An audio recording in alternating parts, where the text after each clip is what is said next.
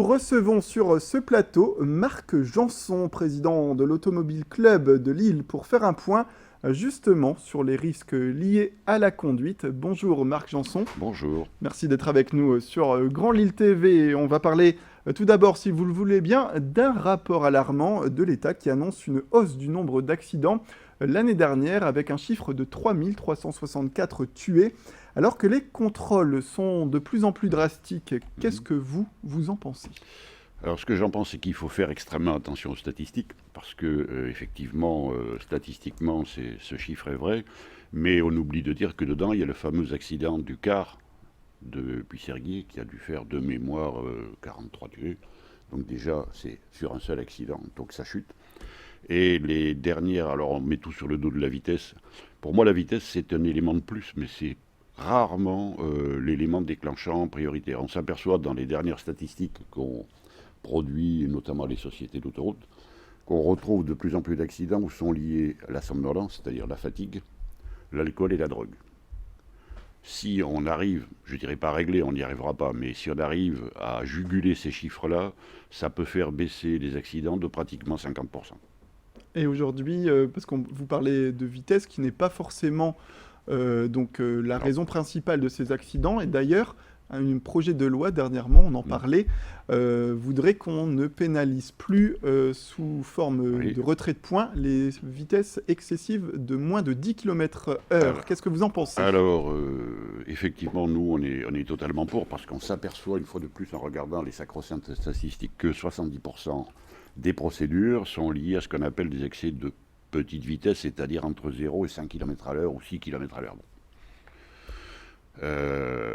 C'est la double peine, parce qu'il y a l'amende, bon, c'est normal, il y a une infraction et une amende. Mais en plus, on retire des points. Donc, un point parce que vous avez roulé à 56, retenu, puisqu'il y a la décote technique, 51, je trouve que c'est énorme. On voudrait aussi parler avec vous, si vous le voulez bien, de l'augmentation des tarifs des péages d'environ 1,21% au niveau national. Qu'est-ce que ça vous fait, vous qui prenez, je pense, souvent l'autoroute ? Tout à fait, je prends souvent l'autoroute, je roule beaucoup, mais enfin bon, c'est lié à ma fonction. Je dirais que c'est encore une fois une escroquerie, parce que si on se souvient, l'année dernière, des positions de la ministre du Transport qui avait dit qu'elle allait mettre les sociétés d'autoroute devant leurs responsabilités, il y a quand même un rapport de la Cour des comptes, c'est pas n'importe quoi. Il y a 2 rapports parlementaires qui ont prouvé, chiffre à la pluie, que les sociétés d'autoroute, pour parler vulgairement, se gavent.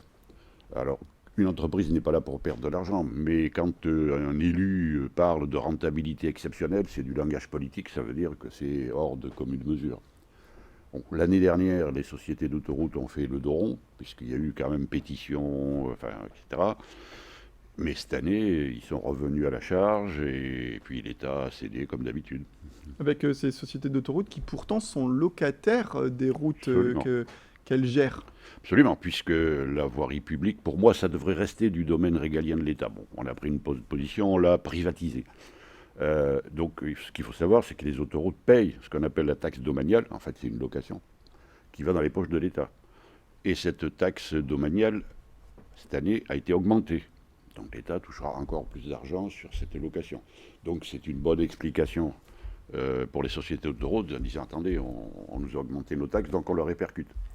Et ce que personne ne sait, c'est que dans les contrats, il est marqué que l'augmentation du péage ne peut pas dépasser 70% du taux d'inflation. C'était quoi le taux d'inflation l'année dernière ? 0,2. Donc 70% de 0,2, ça fait combien ? Vous voyez ce que je veux dire ? Ouais. Donc, encore une fois, l'État a cédé. Très bien. On va parler aussi, si vous le voulez bien, de la DIR, les manifestations qui ont eu lieu sur le périphérique Est la semaine dernière. Voilà, un blocage tôt le matin, un blocage surprise, et des manifestants qui voulaient revendiquer pour de meilleures conditions de travail. Est-ce que vous ressentez ce besoin ? Est-ce que c'est nécessaire pour eux ? Bon, je pense que oui, parce qu'ils font quand même un travail que je qualifierais d'obscur, mais absolument indispensable.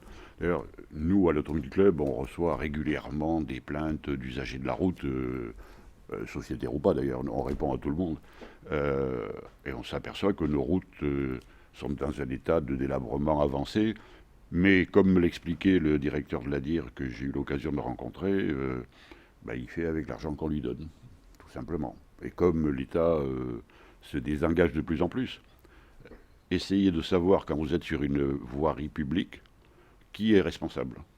Vous avez les municipalités, en métropole c'est la MEL, ensuite vous avez les départements, les sociétés de routes sont privées. Qu'est-ce qui reste sous la responsabilité de l'État? Pratiquement plus rien. Donc l'État a botté en touche toute cette partie et les agents de la DIR, bloquer les gens le matin quand ils vont au travail de manière surprise, je ne peux pas dire que j'approuve entièrement, mais je comprends parfaitement leur position parce que ils font un travail pénible par tous les temps et puis ils font avec ce qu'ils ont. Très bien. Écoutez, merci beaucoup, Marc Janson, d'être venu sur notre plateau pour parler un petit peu de cette actualité autour des routes qui a lieu depuis quelques jours dans l'ensemble de la métropole lilloise. Merci beaucoup. Je vous en prie. C'est la fin de cette édition. Merci à toutes et à tous de nous avoir suivis. On se retrouve tout de suite pour la météo et l'infotrafic.